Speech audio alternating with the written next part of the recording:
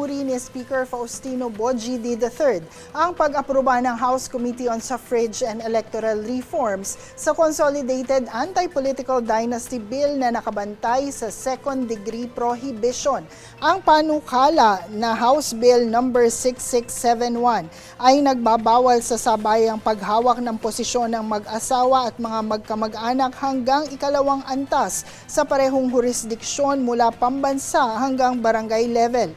Ayon kay D, mahalagang hakbang ito upang maipatupad ang mandato ng konstitusyon na ipagbawal ang political dynasties at maiwasan ang konsentrasyon ng kapangyarihan sa iisang pamilya.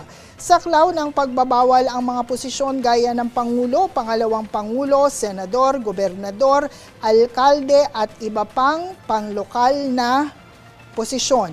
Inatasan din ang mga kandidato na magsumite ng sinumpaang salaysay sa COMELEC na hindi sila lilikha ng ipinagbabawal na political dynasty relationship.